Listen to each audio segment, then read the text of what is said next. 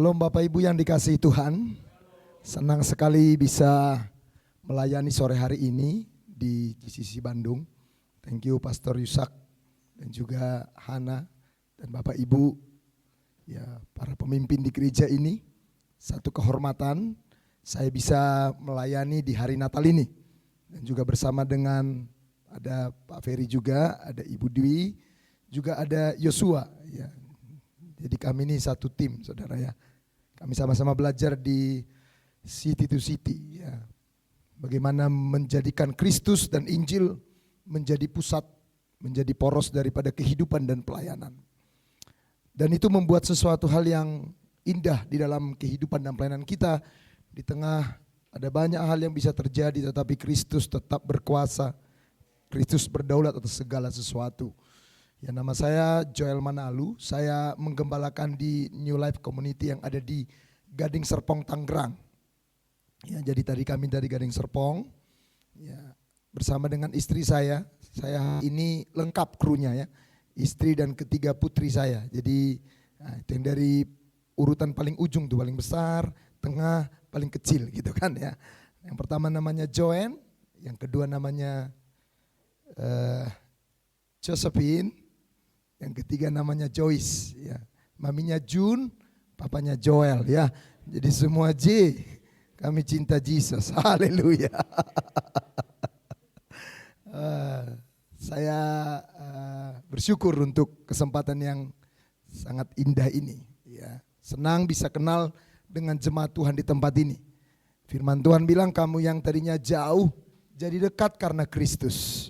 Jadi yang membuat kita dekat karena kita sama-sama punya Bapa, yaitu Yesus yang mengasihi kita semua.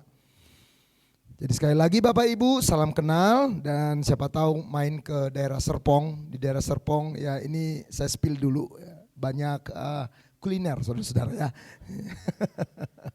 Jadi banyak teman-teman saya lihat dari Palembang, dari Lampung, dari Bandung. Ya kalau pas datang ke daerah sana ya mereka kuliner juga. Kalau Bapak Ibu lagi di sana jangan sungkan, gak apa-apa, coba tanya Pak Yol waktunya ada gak gitu ya.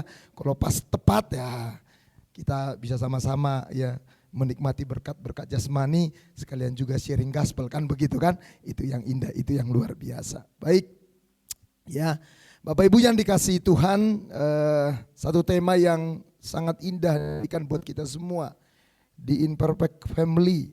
Bagaimana kita bisa melihat bahwa keluarga itu merupakan bagian dari rencana Tuhan. Keluarga itu bagian dari apa yang Tuhan ingin kerjakan di tengah dunia ini. Dan kita bersyukur bahwa ternyata Tuhan memilih satu silsilah garis keluarga yang penuh dengan kontroversi.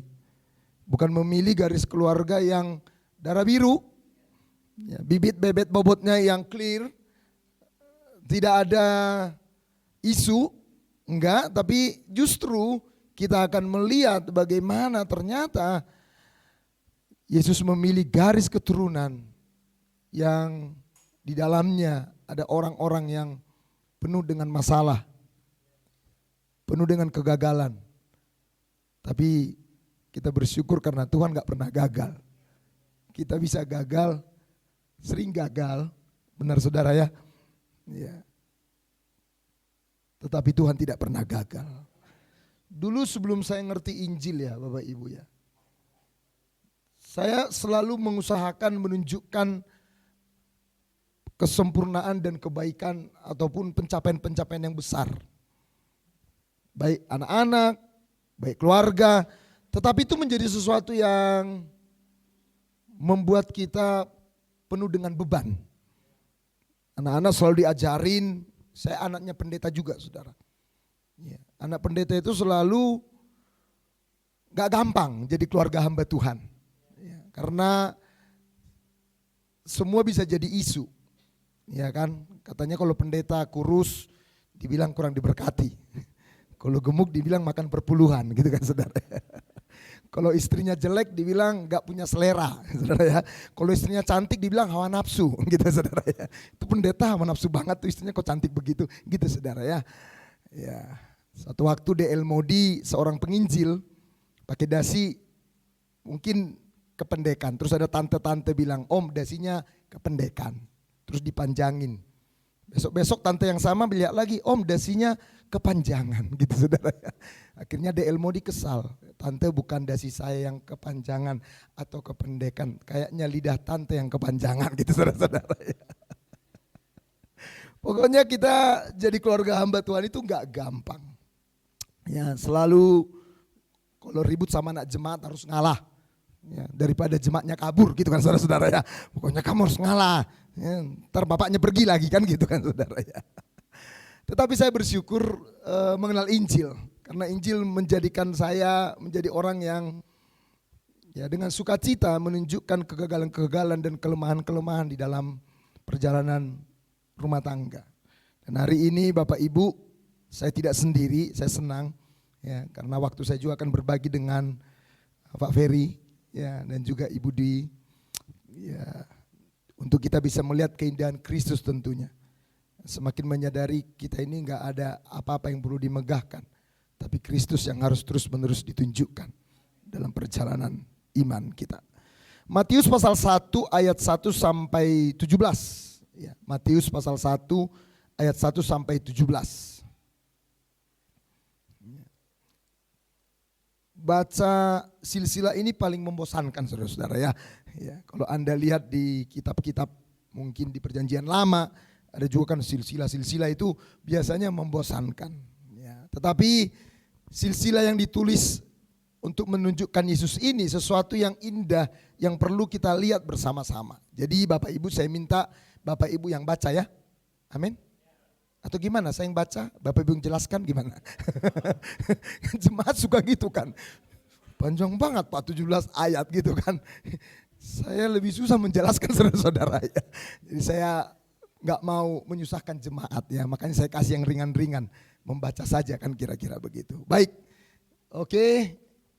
Mari Bapak Ibu baca, ya kalau baca Alkitab bersama-sama itu ya dilarang saling mendahului ya, biar enak dilihat. Yang kedua juga baca dengan suara yang aktual, tajam dan terpercaya gitu ya. Apalagi itu Pak Pendeta, baca yang jelas ya.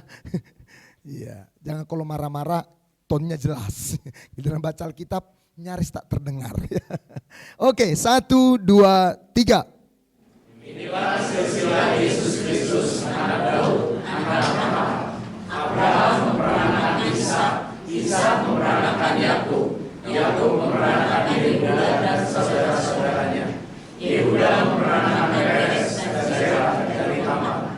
Peres memperanakan Hezron, Hezron memperanakan Ram, Ram memperanakan Aminadab, Aminadab memperanakan Nason, Nason memperanakan Salmon, Salmon memperanakan Boas dari Rahab, Boas memperanakan Obed dari Rut, Obed memperanakan Isai, Isai memperanakan Raja Daud, Daud memperanakan Salomo dari istri Uria, Salomo memperanakan Rehabeam memperanakan Abia, Abia memperanakan Asa, Asa memperanakan Yosafat, Yosafat memperanakan Yoram, Yoram memperanakan Uzia, Uzia memperanakan Yotam, Yotam memperanakan Ahas, Ahas memperanakan Hizkia, Hizkia memperanakan Manasye, Manasye memperanakan Amon, Amon memperanakan Yosia, Yosia memperanakan Yekonia dan saudara-saudaranya pada waktu pembuangan ke Babel. Sesudah pembuangan ke Babel, Yekonia memperanakan Shealtiel, Shealtiel memperanakan Zerubabel, Zerubabel memperanakan Abihud, Abihud memperanakan Eliakim, Eliakim memperanakan Azor, Azor memperanakan Zadok, Zadok memperanakan Hakim, Hakim memperanakan Eliud, Eliud memperanakan Eleazar, Eleazar memperanakan Matan, Matan memperanakan Yakub, Yakub memperanakan Yusuf suami Maria yang melahirkan Yesus yang disebut Kristus. Jadi seluruhnya ada 14 keturunan dari Abraham sampai Daud, 14 keturunan dari Daud sampai pembuangan ke Babel, dan 14 keturunan dari pembuangan ke Babel sampai Kristus. Amin. Nah Bapak Ibu yang dikasihi Tuhan, next PowerPoint. Matius menulis silsilah Yesus ya, di awal tulisannya untuk menunjukkan kepada kita semua bahwa keluarga adalah bagian penting dalam rencana penebusan Kristus. Jadi sebelum narasi yang lain diceritakan, dia menunjukkan silsilah ini untuk menunjukkan bahwa ini hal yang sangat penting. Mungkin bagi banyak orang hari-hari ini keluarga enggak terlalu penting. Tapi bagi Tuhan keluarga selalu penting. Kita akan melihat hari ini ada 3 hal yang ingin saya sharingkan buat saudara. Yang pertama, bagaimana keluarga yang dirancang oleh Allah. Kemudian keluarga yang gagal, kemudian rencana Allah yang tidak pernah gagal. Kita tahu bersama-sama bahwa keluarga bagi banyak orang mungkin cuma siklus kehidupannya.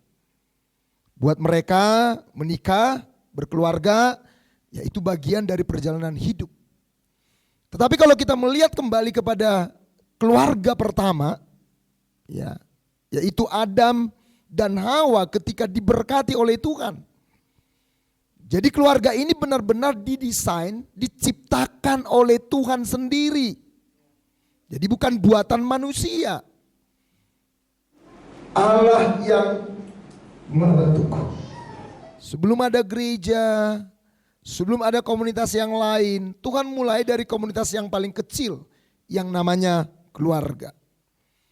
Dalam Kejadian 1 ayat 28 dikatakan Allah memberkati mereka. Jadi jelas. Jadi keluarga adalah keluarga yang dirancang oleh Allah. Dan apa yang dirancang oleh Allah itu adalah rancangan yang kekal. Amin saudara. Kita merancang sesuatu bisa gagal dan akhirnya kita lupakan.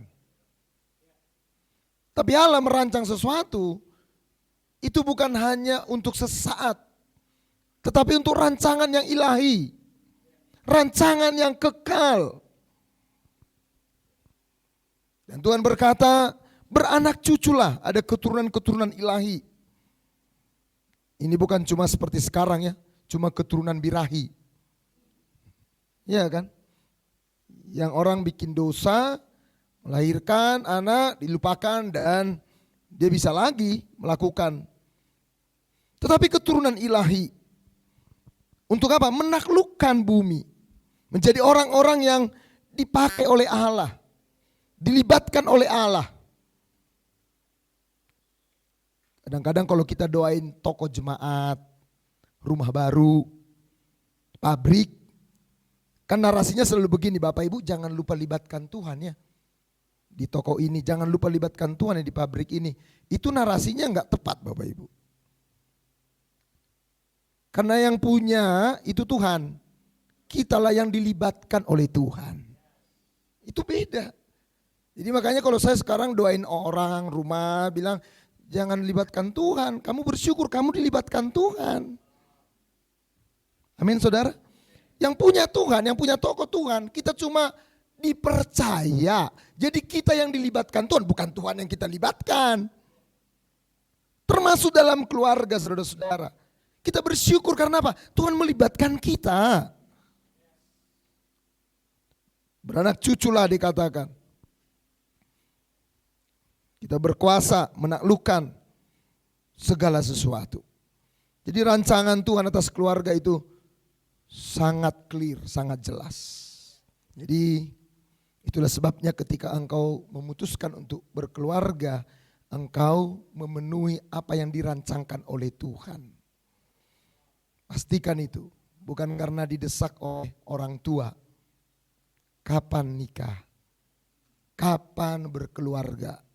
Adik saya, hamba Tuhan juga ya, umur 40 baru married. Terus setiap dia ngiringin pernikahan, dia musisi juga. Dia paling kesal kalau ngirimin pernikahan, karena semua jemaat akan bertanya. Namanya Hendra, kapan lu nyusul? Lu cuma ngiringin pengantin aja. Umur udah tambah gak nikah-nikah. Itu kata adik saya, pertanyaan yang paling menyebalkan. Iya. Dan satu waktu dia melayani di rumah duka. Dan dia balas dendam, saudara-saudara. Dia tanya sama om-om yang suka nanya dia kapan nyusul. Om, kapan nyusul gitu, saudara. Ah, lu bener-bener deh katanya. Habis gue ditanya mulu kapan nikah. Jadi saudara bukan menikah hanya karena ditanyain mulu.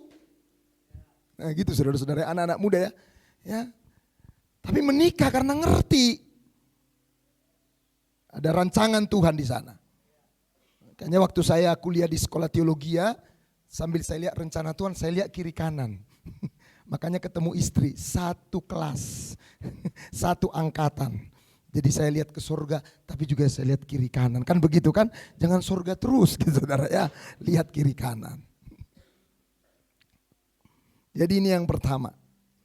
Tuhan memang merancangkan keluarga dalam rancangan yang kekal.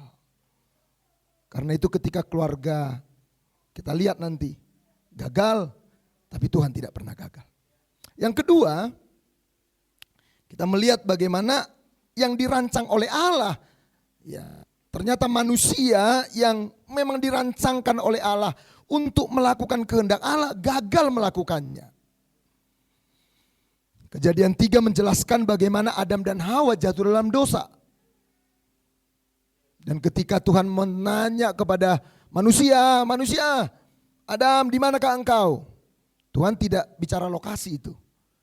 Karena Tuhan lebih canggih dari Google Maps dan Waze. Tuhan bukan gak tahu lokasinya Adam. Tapi apakah Adam masih menghidupi panggilannya Tuhan apa enggak? Jadi yang ditanya itu bukan Adam di manakah engkau? Tuhan pasti tahu di mana Adam. Tapi apakah Adam masih hidup sesuai dengan panggilannya Tuhan? Karena memang mereka jatuh dalam dosa, gagal untuk apa? Melakukan kehendak Tuhan. Ini menunjukkan kerentanan kita semua. Saya, saudara, kita semua bisa gagal. Betul ya? Saya menikah dengan istri dari Indonesia Timur. Batak ketemu Ambon.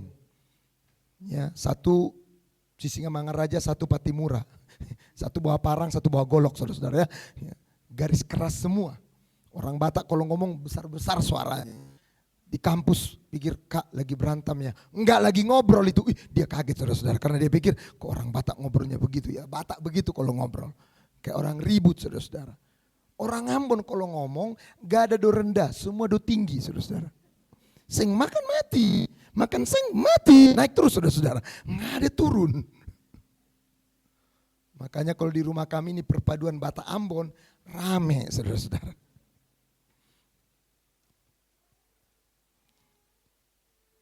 Dan lihatlah akibat dosa.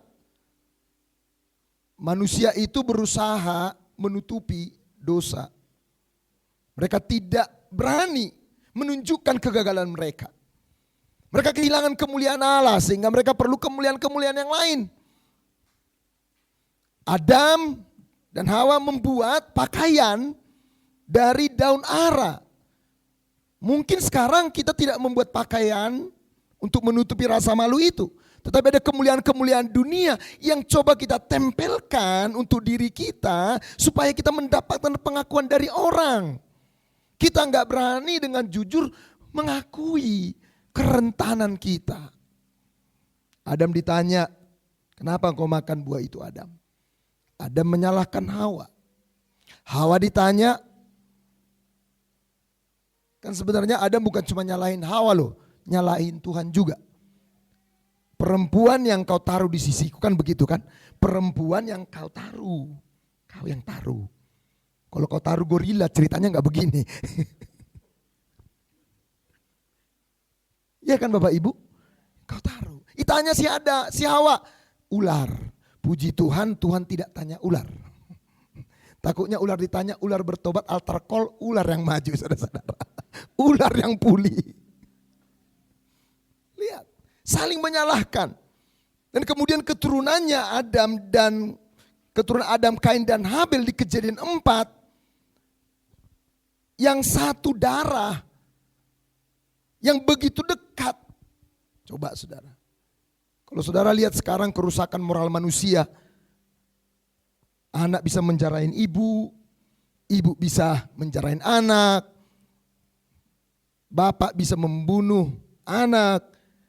Itu dimulai dari Kejadian pasal 4. Di mana ada kepura-puraan, ayo deh kita ke padang. Habel pikir ya ini kan kakak. Dia ikut. Tetapi hatinya penuh dengan iri, dendam, benci. Dibunuh. Ekspresi dosa yang menyeramkan terlihat di sana. Akibat dosa, keluarga saling merusak. Saling menyerang. Dulu masih pacaran ya anak-anak muda kan, dikit-dikit I love you. I love you, you love me. Ya, bahasa dikit di love. Ya kan. Inilah kalau orang mau lihat ya, orang udah pacaran, masih pacaran atau udah menikah, lihatlah di meja makan. Kalau sudah menikah, hening di meja makan. Tapi kalau rame ceritanya, masih pacaran. Makanya ada yang bilang, ya rumah tangga itu aduh berat ya Pak ya. Rumit juga, ya rumit. Rumah tangga itu rumit. Kalau sederhana namanya rumah makan, saudara-saudara ya. Rumah makan Padang.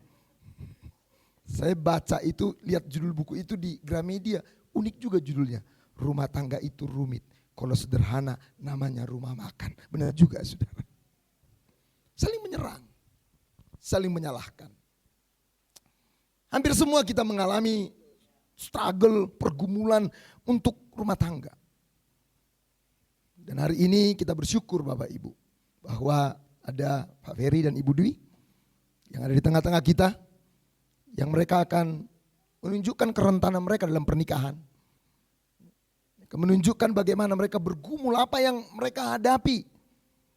Dan saya percaya kesaksian ini menjadi sebuah cerita yang indah untuk menunjukkan perbuatan Kristus. Boleh kita berikan tepuk tangan untuk Pak Ferry dan Ibu Dwi. Mari Pak Ferry dan Ibu Dwi. Pak Ferry dulu ya, langsung. Iya, langsung. Tidak baik manusia itu seorang diri, saudara-saudara ya. Ya, ini Pak Ferry, ini Ibu Dwi. Ya. Jangan terbalik ya. Jadi Pak Dwi, Ibu Ferry. Salah ya, kebalik ya. Iya Bapak Ibu. Ya memang hari ini kita Natal dengan sesuatu yang berbeda. Jadi Pastor Yusak bilang kita ada di tengah khotbah, ada juga pembicara yang lain. Mereka juga pembicara Bapak Ibu ya. Jadi Pak Ferry dan Ibu Dwi akan bersaksi. Ganteng dan cantik, luar biasa saudara ya. Kita berikan tepuk tangan buat Dwi. Ya Pak Ferry boleh cerita, perkenalkan dulu ya. Shalom. Happy Sunday. Oke, perkenalkan saya Ferry. Oke, shalom, salam kenal, saya Dwi, saya istrinya Ferry nih. Oke, cerita singkat, saya terlahir bukan dari keluarga Kristen. Oh, iya. Perjalanan saya cukup rumit, seperti tadi Bapak bilang, keluarga itu rumit, sangat rumit. Jadi Curcor nih, tentang keluarga rumit. bukan dari keluarga Kristen, sampai suatu saat Tuhan harus tangkap saya. Ditangkap caranya yang gak enak banget, saya harus dipenjara. Wow, itu caranya Tuhan ya, untuk bisa menangkap. Aneh bukan saudara-saudara ya? Ya. Sebenarnya sebelum terjadi penangkapan saya itu banyak hal-hal yang saya nggak peka. Sebenarnya banyak banget. Udah Tuhan tuh sebenarnya ngingetin karena saya bukan terlahir dari keluarga Kristen, saya nggak percaya. Banyak warning, notice yang udah masuk. Ya banyak lah, sampai ada orang satu, ini masih ingat di kepala saya, datang belanja ke toko, orang nggak kenal. Saya tunggu di depan, orang bayar, keluar, dia ngomong pakai bahasa Sunda, kok tong baong ya, kok jangan nakal ya. Saya cuman dalam hati saya selalu pembenaran. Karena saya kenapa sorry, sebelumnya saya pemakai narkoba. Saya ditangkapnya karena narkoba. Jadi selalu ada pembenaran dalam diri saya, gue lagi kenceng, gue lagi enak, gue gak mau hirau. Itu salah satu contoh. Sampai one day Tuhan harus tangkap saya. Segala upaya udah kita lakukan, untuk meringankan seringan-ringannya hukuman, ternyata nihil hasilnya. Jaksa janji 1,5, pas tek 5,1, wah itu langsung darah saya turun. Bukan naik ya, turun. Turun. Lemas. 1,5 jadi 5,1 kan. Langsung saya pas pulang saya marah-marahin dia, gimana lu bisa ngurus gua lu gini. Oh, itu udah menikah itu Pak ya? Udah. Oh iya. Jadi kita nikah juga masih under the influence of drugs, so parah banget sih emang. And then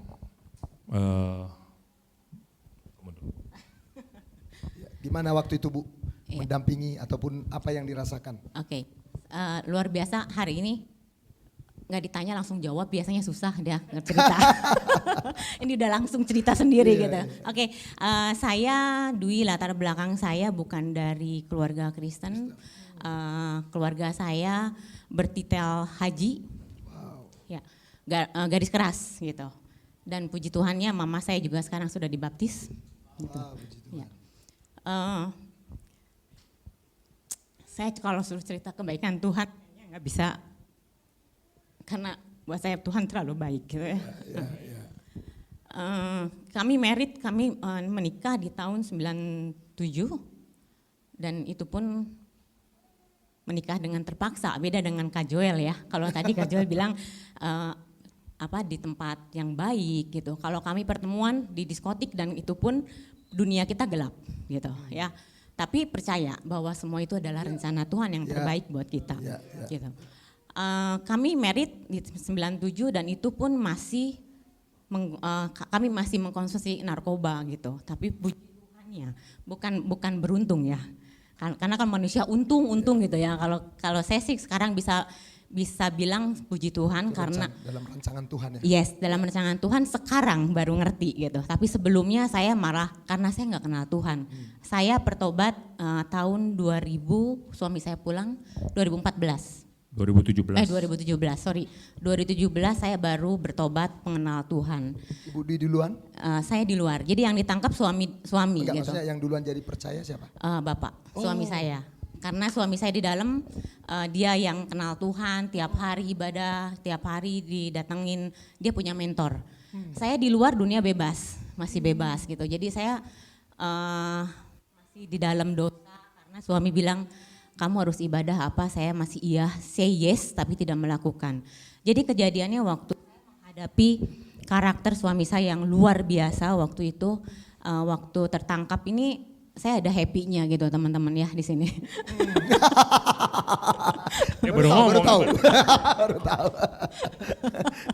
Saya ada bebas gitu ya. Saya bilang wah ini luar biasa. Akhirnya saya bebas dari kekerasan suami gitu. Karena saat itu mungkin waktu saya umur 17 married, 18 saya sudah melahirkan, kayaknya saya masih dunianya masih wah saya senang main gitu ya teman-teman. Tapi saat itu saya dipaksa. Saya merasa saya dipaksa oleh keadaan sehingga saya harus punya anak, harus melahirkan dan bertemu sosok yang luar biasa. Kerasnya kayaknya batu juga kalah gitu ya. Tapi sama-sama kita keras gitu. Suami saya keras, saya juga keras. Akhirnya dalam keluarga kita kalau berantem bukan hanya perang mulut gitu. Ya, walaupun saya kecil saya berani lawan dia gitu ya. Jadi kita kalau berantem benar-benar berantem main tangan gitu. Nah, itu yang memang kita memang ada di bawah keegoan kita dan pengaruh narkoba juga. Waktu itu menghadapi dia ya karena saking kerasnya dia, saking keselnya saya sama dia gitu. Akhirnya saya terjun ke narkoba bareng-bareng, tapi akhirnya dia ditangkap tahun 2014 dan saya bersyukur gitu saat itu karena saya pikir nggak ada orang yang bisa bikin berubah dia. Ya, jangankan saya, mamahnya sendiri yang begitu sayang juga nggak bisa ngerubah dia. Karena kami waktu itu belum kenal Tuhan, tapi kami tahu saya punya Tuhan, dia juga punya Tuhan. Saya dibawa ke gereja sama beliau, cuman mohon maaf. Iya, jadi saya cuman ke gereja Katolik, cuman sembahyang lilin, udah ya itu. Saya nggak pernah dikenalin, nih Tuhan lu ini ya, nih ini yang sekarang begini ya gitu. Jadi keadaannya waktu itu kacau banget. 2014 saya bebas, saya ngerasa bebas. Oh ternyata teman-teman salah. Semakin dia di dalam penjara, dia semakin merajalela mendikte saya, menjajah saya, wah pokoknya macam-macam. Saya pikir orang udah di penjara mau tobat ya, mau nggak bisa ngatur saya. Ternyata makin ngatur gitu di dalam. Nah itu yang bikin saya juga kayaknya kamu nyuruh saya ibadah, kamu nyuruh saya baca firman apa, saya nggak bisa gitu karena melihat keadaan dia masih seperti itu. Gitu. Pernah terpikir nggak sampai mau, bubar deh ini rumah tangga? Bukan terpikir sudah. Wow. Saya udah berkali-kali minta. Saya bilang saya nggak bisa. Contoh satu, waktu saya harus mengurus dia tentang ke pengadilan. Saya bilang ya memang ini bukan saya yang memutuskan gitu kan, bagian pemerintah yang memutuskan gitu. Dia marah sama saya, dia bilang kamu masih bisa ngurus gua nggak? Lu masih bisa ngurus nggak? Ya ngurus kan ini lagi diurus ya gitu kan. Ya kalau kamu kan di dalam nggak bisa ngurus, saya yang ngurus. Tapi dia masih mendikte saya. Akhirnya saya nggak tahan karena dia selalu memonitor saya gitu. Walaupun dia, ya saya ngerti sekarang.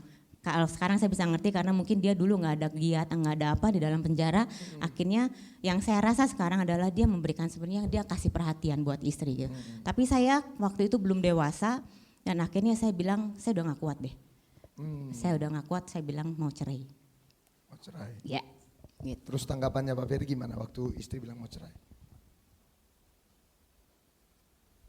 Gak usah gengsi.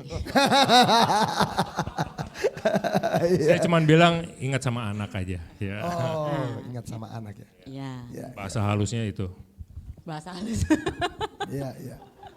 Oke, Bapak Ibu lihat ya bagaimana pergumulan Pak Ferry dan juga Ibu Dwi ya, yang menunjukkan bahwa dosa ya, ini akibat dosa ya, merusak niat baik menikah berkeluarga itu kan niat yang baik, tetapi karena kita punya dosa ya dosa itu ternyata merusak. Betul. Menghancurkan ya. Oke, ada mungkin sebelum nanti mereka gak cuma saya suruh duduk lagi nanti baru lanjutkan lagi kira-kira begitu ya. Oke, tepuk tangan dulu untuk Pak Ferry dan Ibu Dwi. Wow, luar biasa. Semua diberkati, amin saudara. Iya. Memang idenya Pastor Yusak ini luar biasa saudara-saudara. Baru pertama ini Natal model begini saudara ya kan. Iya. Ya dosa tentu membuat manusia akhirnya terputus dari sumber kehidupan. Tapi manusia masih hidup sehingga dia harus terus mencari sumber hidup. Tetapi dia mencari justru kepada hal-hal yang salah. Manusia mencari kemuliaan justru kepada ciptaan, bukan kepada sang pencipta karena sudah terputus hubungan karena dosa. Ya. Di rumah tangga itu penuh dengan konflik. Kita sering merasa nggak puas dengan pasangan kita, benar ya? Jadi satu ketika ada cerita kan, dia lihat tetangganya di sebelah, setiap suaminya mau pergi kerja, dicium istrinya. Ya, Mi, saya berangkat kerja ya Mi ya. Mah dicium. Terus dia lihat suaminya. Suaminya pergi gak ketahuan, pulang pun gak ketahuan. Akhirnya dia komplain kan, kita kan suka begitu kan. Dia komplain sama suaminya bilang, kamu itu bok mesra sedikit gitu loh. Kayak tuh keluarga sebelah tuh. Ya, setiap suaminya pergi kerja, istrinya dicium. Nah itu ya karena kita nggak pernah puas kan, selalu membanding-bandingkan dengan orang lain. Nah, itu persoalan dalam keluarga juga. Makanya rumah tangga itu sekarang yang membuat konflik itu bukan cuma beda pendapat. Kadang-kadang beda pendapatan juga bikin konflik saudara-saudara kan ya kan. Terus dia bilang, lihat tuh sebelah, setiap dia mau ke kantor istrinya dicium. Oh suaminya kesal saudara-saudara. Oh ya udah, besok saya cium dia. Gitu saudara kan. Bukan dia cium istrinya, besok saya cium dia. Hampir kita semua punya cerita yang sama. Istri saya pernah merasa capek juga dan dia bilang saya mau balik ke Ambon. Saya capek hidup dengan kamu. Ya. Padahal pendeta loh saudara-saudara. Karena pendeta itu kan udah terbiasa dia main panggung sandiwara. Kalau bukan Injil, ya, kita sering menjadi orang-orang yang mau terlihat fine, terlihat good, terlihat pokoknya semua serba diatur. Tapi ternyata ketika saya seorang hamba Tuhan pun tidak terus mengizinkan Kristus dan Injil yang menguasai hati saya, Ternyata ada hal lain yang lebih berharga yang menguasai kehidupan saya. Jadi manusia, keluarga itu gagal. Tetapi lihatlah bagaimana silsilah Yesus itu menunjukkan bahwa rencana Allah, next PowerPoint, tidak pernah gagal atas manusia. Dalam Lukas dikatakan dalam bulan yang ke-6 Allah menyuruh malaikat Gabriel pergi ke sebuah kota di Galilea bernama Nazaret kepada seorang perawan yang bertunangan dengan seorang bernama Yusuf dari keluarga Daud. Nama perawan itu Maria. Bahkan juru selamat dia tidak datang dengan cara yang supranatural. Bisa dia tiba-tiba turun dari kayangan sana dari sorga. Dan dia bisa teriak, maka semua orang akan percaya. Tetapi dia memilih keluarga yang penuh dengan dosa ini. Bayangin Allah yang kudus, tapi dia datang menjadi manusia dan dia ada dalam keluarga yang tidak sempurna. Dan kalau kita lihat tadi, Matius pasal 1 dimulai dengan inilah silsilah Yesus Kristus, anak Daud, anak Abraham. Kalau kita lihat keluarga Abraham, waduh itu keluarga yang kalau saya jadi Tuhan sudah saya corek mereka itu. Karena Pak Abraham ini coba dipanggil ke Kanaan, dia pergi ke Haran. Terus diingatkan Tuhan, Tuhan sabar loh. Dia nggak bilang kamu ya saya suruh ke Kanaan kok ke Haran. Ya udahlah, suka-sukamu aja lah. Tuhan terus ingatkan lagi. Sampai di Kanaan, dia ketemu musim kelaparan. Gimana sih Tuhan? Aku udah ninggalin semua hartaku, semua aku di Ur Kasdim bukan orang susah. Sampai di Kanaan pas kelaparan. Akhirnya ngungsi ke Mesir. Di Mesir karena dia takut mati, istrinya diakui saudara. Coba. Akhirnya diambil Firaun. Tapi luar biasa loh. Maka turunlah kemarahan murka Tuhan itu ya bukan kepada Abraham, kepada Firaun. Nah, yang salah Abraham, Firaun yang kena coba. Oh itu anugerah itu grace. Coba. Terus akhirnya mereka kembali, ragu dia janji Tuhan. Karena apa? Sarah itu sudah apa? Menopause. Bukan cuma menopause, kalau pause masih bisa di play. Pause, play. Udah stop saudara-saudara. Tahu ya, kalau pause kan masih bisa di play saudara-saudara. Ini sudah stop. Sudah gak mungkin. Terus akhirnya dia punya ide untuk rencana Tuhan bisa terjadi. Ambil aja Hagar. Karena apa? Mereka tinggal di satu culture budaya yang memang memungkinkan seorang nyonya memberikan hambanya untuk melahirkan garis keturunan bagi nyonyanya. Lahirlah siapa? Ismail. Apakah Tuhan berhenti? Apakah Tuhan gagal? Enggak. Abraham gagal, berkali-kali gagal. Sarah gagal. Jadi seperti kata ibu dia, kalau kita sering merenungkan ini. Saya lagi nyetir, mau khotbah, lagi bangun pagi, duduk di ujung tempat tidur, renungkan semua ini. Berapa banyak kita gagal. Tapi Tuhan itu tidak pernah gagal. Kadang-kadang kan orang bicara iman Abraham di ujung gitu ya.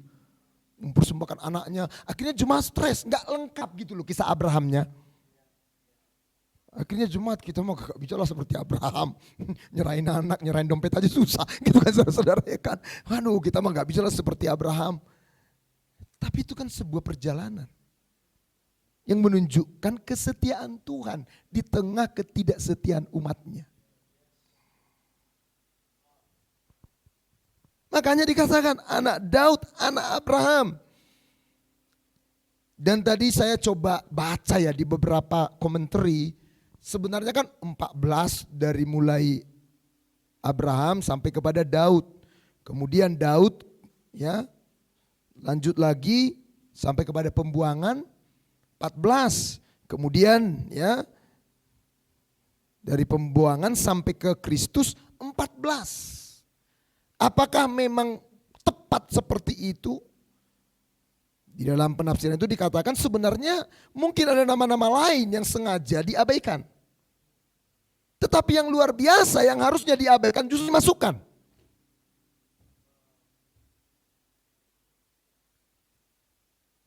Next PowerPoint. Ini nama-nama yang sebenarnya tidak perlu ditaruh. Karena apa? Yang pertama mereka perempuan. Dalam garis keturunan silsilah orang-orang Yahudi, perempuan itu tidak masuk di daftar silsilah. Sama seperti saya orang Tapanuli, saudara. Jadi kalau ada silsilah nenek moyang saya, karena anak saya perempuan tiga-tiganya, berhenti di saya. Cuma dikasih aja nama anaknya 3 perempuan, tapi tidak dilanjutkan.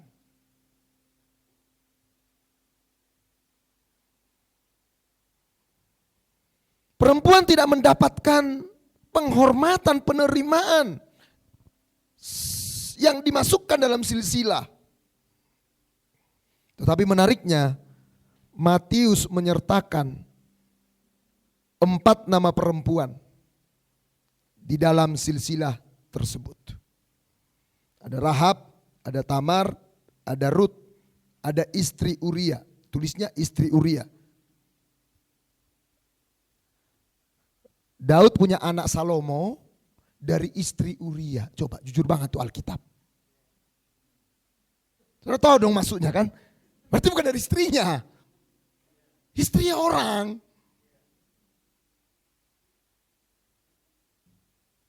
Saya waktu baca ini ya sebulan lalu ya dalam perenungan saya sama istri. Gila nih Alkitab nih. Kok gak ditulis saja? Daud melahirkan Salomo dari Bertseba, kan begitu. Yang lain kok ditulis juga kok nama perempuannya. Tapi kenapa ini bawa-bawa lagi suami yang pertama itu yang dibunuh itu?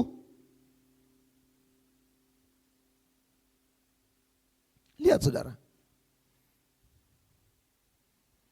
Kemudian perempuan-perempuan ini semua bukan bangsa Israel. Ini bukan orang-orang asli, padahal saudara tahu ya orang Israel itu sangat menjaga kemurnian. Sangat menjaga, makanya Samaria itu kan dianggap Israel yang sudah bercampur. Makanya mereka dianggap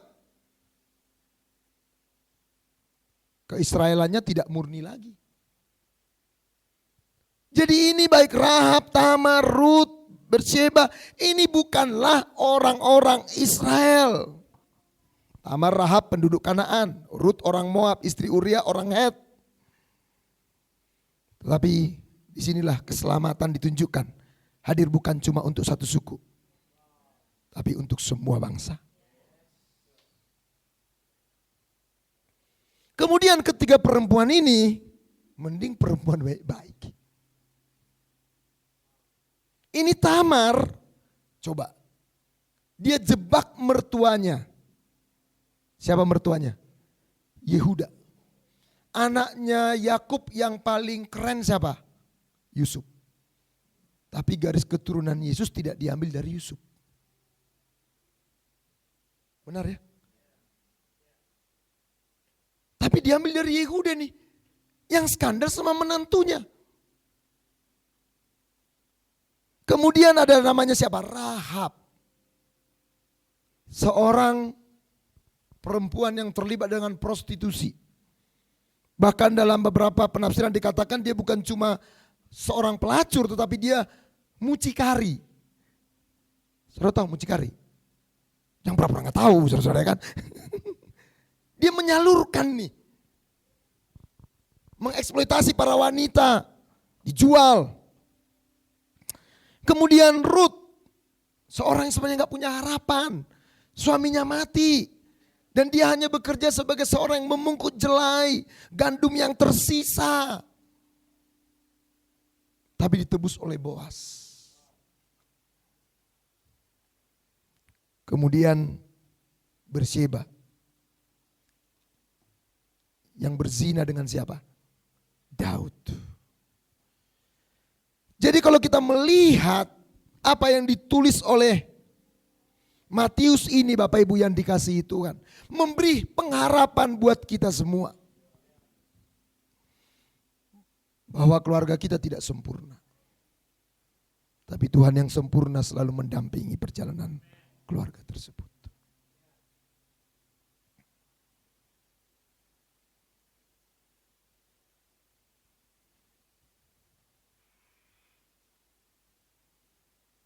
Dan saya percaya Bapak Ibu,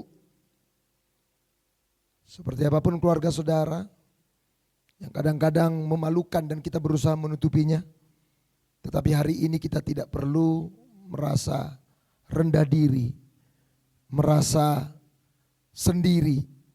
Karena ternyata di Alkitab silsilah keluarga yang Yesus pilih untuk menjadi tempat dia ada di dunia ini adalah nenek moyang keluarga yang tidak sempurna. Tapi apakah Tuhan gagal? Dia tidak pernah gagal. Saya panggil lagi, mari kita tepuk tangan untuk Ko Ferry lagi dan juga Ibu Di. Cerita bagaimana Tuhan pulihkan. Ya tadi kan kalau dia cerita semua ya yang lama-lama itu saya pasti 1 hari gak kelar. Ya, Betul. antar kemana Pak jualannya gitu kan, narkoba kan gitu ya. Ketemu di mana kan gitu. Itu pasti panjang, lebar, tinggi dan dalam gitu kan. Tapi kita persingkat ya karena makanan takut dingin saudara-saudara ya kan. Silakan. Gimana sih pemulihan itu bisa terjadi di tengah kegagalan hubungan berumah tangga, bahkan udah jadi Kristen pun, tapi istri merasa ini mah Kristennya ini mah pura-pura nih ya, nggak berubah juga dia kan gitu kan, malah kalau mungkin di gereja tobat di luar kumat kan gitu ya. Nah kita dengarkan, silakan Pak Ferry, silakan. Budi. Pertama-tama lagi pas pertama saya ada di penjara, saya udah hopeless. 5 tahun sebulan udah kayaknya wah madesu. Depan tembok, belakang tembok, kanan tembok, kiri tembok. Saya cuma bisa lihat ke atas. Itu cuman mau coba-coba awalnya. Cuman mau coba-coba. Akhirnya saya coba buka Alkitab, mulai buka Alkitab.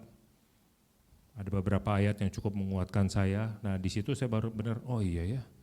Ini benar juga. Itu pertama kali kayaknya saya baca Alkitab di dalam penjara itu. Sampai ada satu ayat mengingatkan saya juga menguatkan saya itu di 1 Korintus 10:13 yaitu pencobaan-pencobaan yang kita alami semua pencobaan-pencobaan biasa. Ya di ayat B-nya Tuhan itu setia, dia nggak pernah kasih kita lebih dari batas kita dan dia udah siapin jalan keluarnya juga. Itu amin banget buat saya. Nah di situ baru saya mau buka hati day by day sedikit demi sedikit untuk Tuhan. Di situ saya merasa baru oh iya bener, ini bener apa yang ditulis di buku ini real. Karena saya di dunia ini kan orang beda dengan kita iman yang punya iman. Melihat dulu baru percaya, betul? Ya. Saya ngelihat ada satu mentor, dia hukumannya 14 tahun. Tapi raut mukanya tuh nggak ada muka sedih, intonasi bicaranya itu nggak pernah marah. Dia orang Ambon. Saya nanya penasaran, Bang, rahasianya apa Bang? 14 tahun. Kok tapi kayaknya ada, kalau dulu saya belum ngerti bahasa sukacita, kok happy gitu. Menjalani hukuman 14 tahun. Penasaran dong, saya 5 tahun aja kok cemen gitu. Dia cuma senyum. One day dia ajak ke kamarnya, dia cuma nunjukin Alkitab. Ini berat, ini rahasianya. Dalam hati saya, nonsense, gak masuk akal. Gak masuk ini saya. Sampai akhirnya saya itu tadi saya mulai baca-baca. Nah disitulah saya baru, oh iya Tuhan tuh benar-benar ada, Tuhan itu real. Ya keren banget ya, kasih tepuk tangan untuk Tuhan. Ya, puji Tuhan. Terus akhirnya bisa seperti sekarang ini, sama-sama melayani. Ini kan hal yang luar biasa. Ini kan pasti ada prosesnya. Kita jangan lihat seperti sekarang. Kadang-kadang orang kan hanya mau lihat hasilnya. Tapi perjalanannya menjadi seperti ini karena ikut Tuhan itu kan perjalanan, proses. Gimana Ibu dicoba cerita sampai akhirnya kan tadi kan rasa percuma lu Kristen juga. Gimana itu bisa terjadi pemulihan? Saya dulu sempat nggak percaya gitu ya, karena kan itu hari saya waktu suami di dalam saya kena, ya karena saya kebodohan saya dapat musibah, ya akhirnya karena kebodohan terjerat utang. Terjerat utang saya harus bayar dong ya teman-teman, tapi saya kondisi saat itu bukan lagi nggak ada, tapi saya memulai hidup dari minus, bukan dari nol, bukan seperti Pertamina Dari ya. minus ya. Ya, jadi dari minus. Nah akhirnya karena hutang harus dibayar teman-teman, saya nggak bisa bayar, akhirnya saya bawa obrolan ke penjara nih. Saya sama anak saya cerita, saya punya hutang yang saya harus bayar, ini udah ada temponya nih. Terus suami saya bilang gini, ya saya juga tahu kondisi suami belum ada, nggak ada uang kan saat itu. Akhirnya suami saya cuma bisa bilang, sini mah, kamu kita berdoa bareng. Itu di dalam penjara, kita lagi kunjungan seperti ini nih ya teman-teman ya. Dia cuma nyuruh saya berdoa. Dia bilang kamu harus percaya sama Tuhan, bahwa Tuhan pasti akan kasih jalan, kasih cara. Lah, secara saya kedagingan, saya manusia, saya belum kenal Tuhan. Saya bilang, saya cuma diem aja gitu. Oh ya udah, saya datang ke sini mau minta solusi gitu kan, solusi untuk bayar utang nih gimana gitu. Akhirnya saya pulang lah. Saya pulang sama anak saya di dalam mobil, saya sempat ngomong, Ci, ini papa kayak orang gila ya, saya bilang. Sampai terngiang sampai saat ini ya, saya bilang suami saya gila waktu itu. Karena saya bilang, mama tuh harus bayar utang gitu. Ini anak saya mendominasi anak nih, gak baik nih dengan perkataan seperti itu. Saya bilang mama harus bayar utang, tapi papa bilang kita harus berdoa. Tenang aja, kalau kita berdoa pasti Tuhan buka jalan. Saya bilang gak bisa. Orang utang itu harus dibayar, bukan harus sama. Iya, saya belum tahu kan, belum kenal. Akhirnya dari situ ya saya perjalanan waktu, akhirnya bebaslah suami saya di tahun 2017. Waktu sebelum bebas, dia kasih saya Alkitab teman-teman ya. Alkitab, dan tiap hari dia harus selalu ngingetin saya, kamu udah baca firman mah? Udah. Dan suatu hari pas pulang 2017, dia pulang, saya jemput siang-siang, malam pertama ini saya lagi tidur kok lampu kamar nyala ya, meja kamar saya, meja belajar saya kok nyala gitu. Saya lihat, oh ada bapak lagi duduk belajar ternyata. Saya pikir lagi belajar, taunya baca Alkitab. Ya, jam 3. Saya bilang saya tidur lagi lah. Karena saya bilang itu lagi enak-enaknya tidur kan gitu. Saya bilang saya tidur lagi. Jam 5 sudah bangun lagi bapaknya ya. Bangun lagi, terus biasanya kalau zaman dulu, kalau dia bangun duluan pasti dia marah. Wah bangunin, hayo kamu bangun saya mau sarapan gitu kan. Kali ini enggak, suami saya bangun, diem, duduk, terus dia ngurusin, kami punya peliharaan kan, ngurusin guguk apa, terus dia masuk kamar lagi. Jam 6 saya ingat, dia bangunin saya, mah bangun yuk kita sarapan. Wow. Ya, saya bilang, wah ini siapa nih, suami saya atau bukan? Saya bilang. Kesambet apa nih gitu ya? Ini kesambet apa nih? Saya pikir ini siapa gitu kan. Akhirnya jam 6 dia bangun, saya bilang mau sarapan apa? Wah ini saya masih sombong gitu ya, karena saya masih nggak percaya gitu. Ini bukan suami saya. Akhirnya udah selesai sarapan, udah apa semua, dia terjadilah yang saya takutkan teman-teman ya. Dia bawa Alkitab dari kamar turun ke ruang tamu. Terus dia bilang, dia manggil anak, Kam, yuk kita baca firman. Wah saya udah kalang kabut nih, waduh mau baca firman ya. Saya nggak ngerti kan, Alkitab yang dikasih, dia bilang mana Alkitab mah? Ada. Waduh saya naruh di mana ya? Saya bingung. Saya bilang, oke, saya ambil terus. Nah ternyata anak saya udah baca firman duluan dibanding saya gitu. Jadi waktu papahnya ngingetin dia baca, kalau saya enggak gitu. Saya bilang enggak mungkin lah, saya karena tahu dia kan. Jadi saya pikir ya udahlah itu di dalam penjara lu masih mau baik-baik. Kalau udah pulang juga lu nggak taubat gitu kan saya mikirnya. Akhirnya baca firman, buka posisinya ini suami saya, ini anak saya. Di mejanya agak lebih pendek. Dia bilang kita ada buku renungan harian, petunjuknya itu kalau kita sampai sekarang puji Tuhan kami selalu melakukan mesbah keluarga setiap pagi dengan buku itu. Jadi pas dia bilang oke Ci buka yang ini ke anak saya bingung, wah ini buka yang mana ya gimana. Secara pertanyaan suami saya adalah kamu baca firman enggak? Baca. Setiap hari iya. Berarti kan saya udah baca dong firman. Alkitabnya saya tahu dong cara bacanya. Saya nggak bisa teman-teman. Karena saya bohongin suami Ternyata saya. enggak. Iya, iya. Tapi yang luar biasanya di situ suami saya nggak marah. Kalau saat suami saya belum tobat, waduh mungkin saya bisa ditampar sama dia. Karena saya bohongin dia gitu kan. Oh bisa cekcok. Tapi saat itu dia bilang, ini mah dia tahu ternyata saya bingung buka Alkitab seperti apa. Akhirnya dia ngingetin yang ini. Terus saya Tuntun malah ya. dia Dituntun nuntun, sama- dia ya, nuntun ya. saya.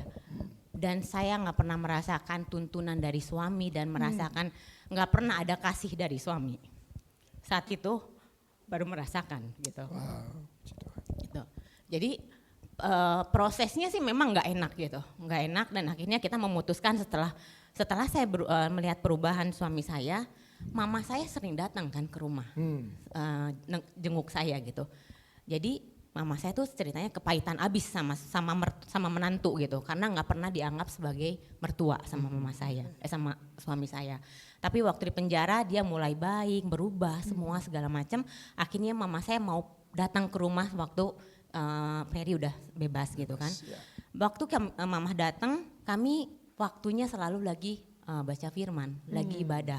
Jadi mama cuman duduk, di situ duduk dan akhirnya bilang, Fer, ibu boleh duduk ya? Boleh bu. Ibu boleh dengerin kalian ibadah? Boleh. Tapi mama saya masih belum buka Alkitab. Akhirnya mama saya mulai baik nih karena saya juga ngelihat suami saya, ini suami saya benar-benar mau terima mama saya gitu, karena waktu itu nggak pernah mengakui bahwa itu adalah mertuanya gitu kan. Nah akhirnya kami memutuskan untuk peneguhan teman-teman, karena pernikahan kami saat itu bukan di gereja. Akhirnya kerinduan kami berdua sepakat, kami bilang kami akan peneguhan. Saya minta restu sama mama, saya bilang mah kami akan menikah lagi bahasanya gitu ya. Kami mau menikah lagi tapi di gereja. Ada pendeta gitu. Saya pakai bahasa yang gampang dimengerti mama saya, terus mama saya bilang, "Oke, enggak apa-apa. Mama bakal datang ke tempat kamu nikah." Wow. Tapi ingat ya, jangan pernah ganggu agama mama. Mama saya mungkin mama saya udah punya feeling nih, karena kan suka ikut ibadah. Terus saya memulai ajak. Padahal yang mengganggu bukan Ibu Dwi ya, Tuhan yang sedang mengganggu hatinya. Iya. Karena saya nggak pernah ngajak mama nyuruh untuk baca firman, nggak pernah. Tapi akhirnya puji Tuhannya mama merestui dan datang mau ke peneguhan kami. Dan itulah caranya Tuhan. Itulah caranya Tuhan. Waktu mama datang, kita dipertemukan dengan ada salah satu orang yang memang mentor kami juga di persekutuan kami, yang memang kami punya persekutuan semua berkerudung tapi tanpa status, dan akhirnya mama saya dipertemukan dengan bapak ini dan akhirnya saya bilang mama saya membuka hati di situ. Ya, akhirnya itu prosesnya bukan hanya saya dan anak saya yang bertobat, tapi ternyata mama saya juga gitu teman-teman. Ya. Gitu. Berikan kemuliaan buat Tuhan saudara-saudara. Ini hal yang luar biasa. Ya. Dan terus sekarang ya, Puji belajar Tuhan. bersama-sama untuk bertumbuh dalam Kristus. Iya, Yes. betul. Puji Tuhan. Tapi tetap ya, bukan berarti kami menjadi orang yang sempurna atau yang baik. Kami juga masih sering ada pergumulan, sering cekcok ada lah ya gitu. Justru kalau enggak kayaknya bahaya ya. Ya. Bahaya teman-teman, kalau kita aman-aman aja, nggak pernah berantem, nggak pernah apa gitu. Maksudnya dalam arti bukan itu ya gitu. Tapi sekarang ya. menghandlenya sudah lebih Sekarang jauh lebih udah baik sudah makin dewasa Makin masing-masing, dewasa, jadi udah saling ngerti. Mau belok ke kiri kita nanya kenapa belok ke kiri, gini oke, menurut saya belok kanan oke loh, oke, kalau menurut kamu oke ya kita ikut. Nah seperti itu jadi kita. Gitu. Puji Tuhan ya. Ini satu perbuatan Tuhan yang luar biasa ya. Amin. Untuk Pak Ferry dan juga Ibu Dwi. Kita berikan sekali kemuliaan buat Tuhan. Mungkin ada lagi Pak Ferry yang mau disampaikan untuk keluarga-keluarga yang mungkin sedang bergumul. Never lose hope. Ya, Selalu never ada lose pengharapan hope. dalam Ya, Tuhan. Itu sih pesan saya. Mungkin kita mau nyerah, tinggal selangkah lagi, padahal Tuhan tuh udah nunggu kita sebenarnya. Jangan pernah nyerah aja. Tuhan tuh baik banget. Ya, walaupun lagi kondisi nggak enak, never lose hope. Selalu ada jalan sama Tuhan. Amin. Amin. Ya, terima Thank kasih you. untuk Pak Ferry dan Ibu Dwi. Kita berikan tepuk tangan sekali lagi untuk kesaksian yang sangat memberkati kita semua. Amin saudara. Sekali lagi Tuhan tidak pernah gagal. Amin. Untuk menyatakan rencananya atas kita orang-orang yang sering gagal ini. Ya. Memang kalau dulu saya pun pelayanan itu selalu, kalau saya pelayanan, oh saya ini setia, saya ini begini. Tapi ternyata bukan kita yang setia. Tuhan yang setia. Tuhan yang baik. Ya. Nah kalau kita lihat sedikit lagi sebelum kita tutup Bapak Ibu yang dikasihi Tuhan. Bagaimana Matius memulai silsilah Yesus dengan sebutan Daud baru Abraham. Ini kan sesuatu yang menarik tentunya. Harusnya kan Abraham mungkin terlebih dahulu. Ya. Tapi kalau Anda lihat di kitab Lukas, bahkan sebenarnya dari mulai Adam ditulis. Ya. Lukas itu menunjukkan dari Adam bahkan. Ya, jadi bagaimana manusia pertama gagal, tetapi manusia yang gagal ini tetap dipakai oleh Tuhan. Ya, untuk apa? Untuk menyatakan rencananya. Penekanan Daud dalam silsilah ini kita tahu siapa Daud, dia raja. Bahkan kalau Anda lihat ya, berulang-ulang disebut kata Daud. Abraham, Daud, Daud sampai kepada pembuangan. Ya, pembuangan itu bahkan gak disebut orangnya di sana. Ya, kemudian Babel kepada Kristus. Sebenarnya apa yang mau ditunjukkan oleh Injil kepada kita semua Bapak Ibu yang dikasihi Tuhan? Ini menunjukkan bahwa kerajaan Allah itu lebih besar dari kerajaan dunia. Dunia ini bisa gagal, tetapi kerajaan Allah tidak pernah gagal untuk menyatakan maksud dan rencananya atas kehidupan kita manusia. Itulah sebabnya Yesus datang. Kerajaan Allah mengutus anaknya datang ke tengah-tengah dunia ini. Sang kekal menjumpai kesementaraan. Supaya di tengah kesementaraan kita melihat kepada kekekalan. Sehingga kita tidak kehilangan pengharapan. Bukan karena kekuatan kita, tetapi sang kekal yang menyertai kita. Oh, hidup ini bukan cuma ada yang di dunia ini, tetapi berjalan di dalam kekekalan. Dan kerajaan Allah tidak pernah berakhir. Terus hadir dalam kehidupan orang percaya.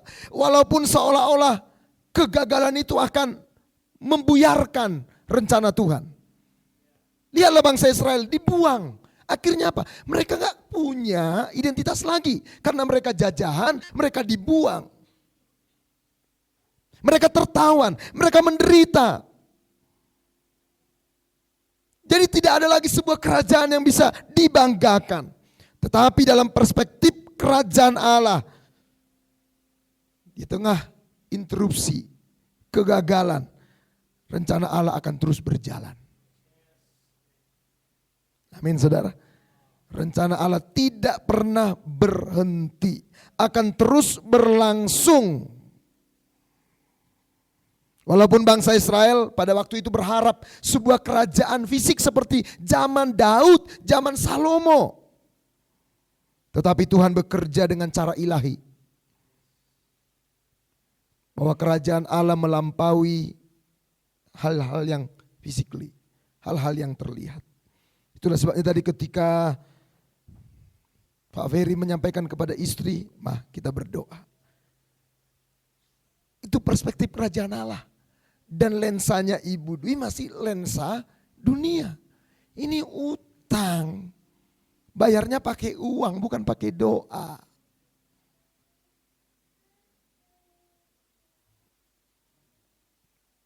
Ini sesuatu hal yang luar biasa. Bahwa kerajaan Allah akan terus dinyatakan dalam hidup kita manusia yang tidak sempurna ini. Sehingga itu membuat kita terus melihat keindahan Kristus. Kok bisa ya? Seperti tadi. Gagal. Tapi justru kegagalan menunjukkan kemuliaan Allah. Saya pernah gagal juga. 2019. Kami punya rumah saya gadaikan untuk bisnis. Bisnis gagal, rumah hilang, istri saya kena cancer waktu itu. Waktu mau pindah saya sedih dengan anak saya, kita gak punya rumah lagi Bi. Itu sebuah kesalahan yang fatal yang saya lakukan. Kami harus pindah ke Gading Serpong. Karena waktu itu mertua saya dekat di sana dan istri saya perlu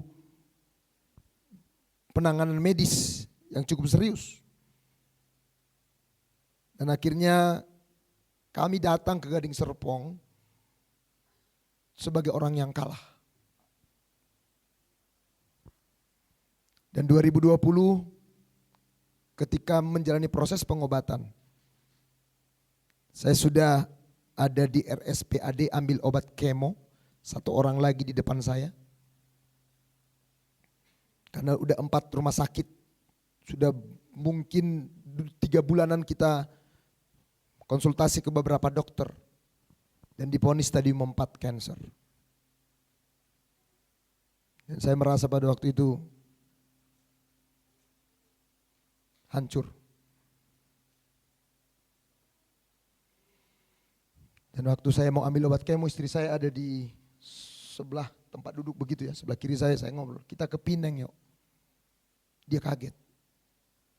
Kita kan gak ada asuransi, jadi gak ada asuransi waktu itu. Ya udahlah, Tuhan pasti tolong. Dan akhirnya ke Pineng dan puji Tuhan, tindakan itu tindakan yang memang dituntun Tuhan. Karena ternyata yang di paru istri saya yang divonis di sini stadium 4 sudah nyebar ke paru, ada penyakit yang berbeda. Dan harus ditangani dulu penyakit itu di paru selama 3 minggu sampai 1 bulan. Di rumah sakit yang berbeda dari penanganan kanker waktu itu di Pinang, jadi 2 rumah sakit. Dan dokter sana berkata, syukur ya kamu gak kemo, kemo pertama istrimu meninggal. Karena apa? Karena ada penyakit di paru yang belum diberesin. Kemo itu kan antibodi semua dihabisin kan.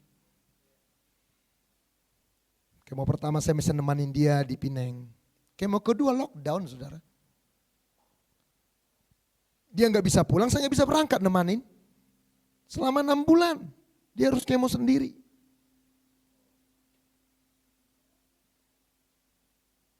...2020 saya ingat jadwal saya dikontrak satu gereja besar di Jakarta. Jadi waktu itu mereka minta, Pak minta jadwalnya dong. Saya bilang saya lagi aturin, gak apa-apa Pak kirim aja ke kita yang pilih. Saya kirim semua, diambil semua. Dan itu gereja besar. Yang saya pikir secara finansial akan bisa support pengobatan istri saya. Jadi saya nggak khotbah di tempat lain, cuma di gereja itu. Gerejanya ada beberapa, ya di mall-mall. Tapi saudara tahu, Maret lockdown, semua jadwal itu di cancel. Istri saya harus berobat tanpa kita punya jaminan untuk bisa bayarin kemonya dia. Setiap kemo 20-30 juta harus siapin per 3 minggu. Bayar apartemen, ngurusin anak 3 saya. Saudara bisa lihat, saya merasa orang yang gagal.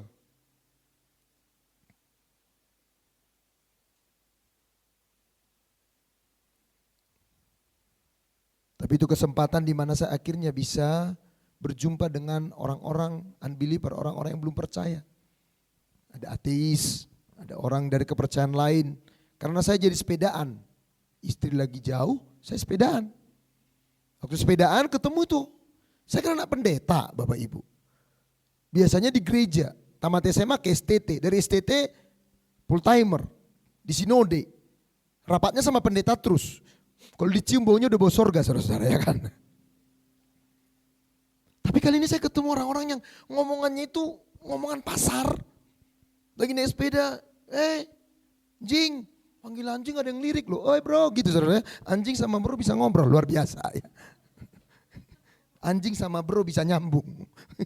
Nyet, panggil monyet disautin juga, luar biasa saya pikir. Tapi akhirnya saya ngobrol dengan mereka. Kadang-kadang kalau sepedaan dia bilang, ayo doain kita dong supaya aman-aman nih sepeda ini. Aduh, saya main sepeda di Dalkot, ya Senayan, Sudirman. Ya pendeta-pendeta, doa. Itu kan ratusan orang Bapak Ibu. Terus saya ngobrol sama istri saya. Buka pelayanan yuk di Gading Serpong. Terus dia nanya sama siapa? Yang gak tahu berdua aja. Lagi keadaan begitu, sulit, gak ada jemaat, berdua doang. Tapi puji Tuhan. Di tengah kegagalan-kegagalan perjalanan hidup kita. Keputusan-keputusan yang salah. Tuhan tidak pernah gagal. Jadi saya bilang sama istri kalau kami ngobrol, iya ya. Kita nggak pernah terpikir akan dipercaya Tuhan membuka jemaat di Gading Serpong ini. Tapi kegagalan-kegagalan, penderitaan-penderitaan, kesakitan-kesakitan menjadi kesaksian Kristus untuk menyatakan Injilnya. Kami akhirnya merintis jemaat 2021 dari benar-benar cuma berdua. Kalau orang kan buka jemaat kan biasanya gereja pusat buka cabang. Atau ada persekutuan kumpul-kumpul baru buka gereja. Atau yang ketiga yang gak boleh nih, yang terkutuk nih. Kan barisan sakit hati kumpul-kumpul kan gitu kan. Emang cuma dia yang bisa bikin gereja. Kita juga bisa bikin gereja gitu kan saudara. Dibikin gereja kayak bikin pabrik roti saudara-saudara kan. Tapi ini. Dan saya doa sama Tuhan, Tuhan siapa ya yang akan membimbing kami dalam pelayanan ini. Saya nggak tahu. Saya udah berdoa. Lihat di Instagram. Ada Pastor Mike. Saya DM aja iseng-iseng. Pastor salam kenal. Saya cerita. Dan akhirnya ketemu. Akhirnya Siti mendampingi kami.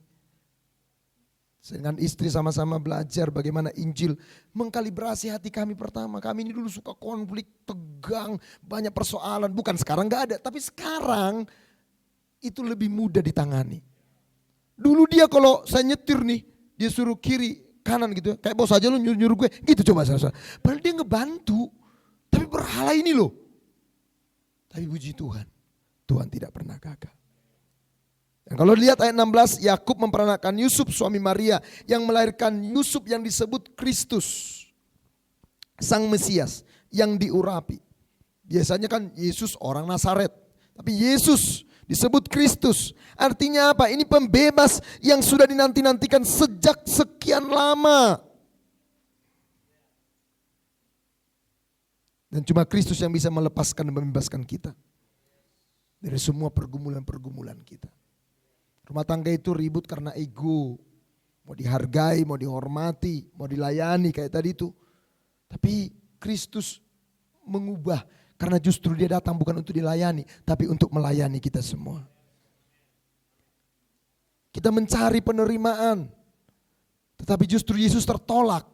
Supaya kita yang harusnya ditolak ini mengalami penerimaan yang sempurna karena Kristus. Sehingga kalaupun kita mengalami penolakan dari pasangan, enggak hancur. Karena apa? Kita punya penerimaan yang sangat sempurna di dalam Kristus Yesus. Dia yang diurapi, dia Mesias. Yang jadi juru selamat untuk kita semua. Karena kita bukan orang baik dan perlu jadi lebih baik. Itu enggak perlu juru selamat. Motivator. Kita bukan orang jahat terus berubah jadi baik. Panggil aja seorang moralis untuk ngajarin kita. Tapi kita mati. Kita mati karena dosa. Itulah sebabnya kita perlu juru selamat, Yesus. Dan bagaimana Kristus menyelamatkan kita? Dia mengorbankan dirinya. Itulah sebabnya sesulit apapun saudara. Dalam rumah tangga ada pergumulan, ada masalah, ada tantangan. Seperti tadi saya katakan. Jalan-jalan kita tidak selalu mudah. Kita kadang-kadang gagal mengatur kehidupan kita. Tapi rencana Tuhan tidak pernah gagal atas kita semua. Selamat Natal, Tuhan Yesus memberkati. Mari kita bangkit berdiri bersama-sama.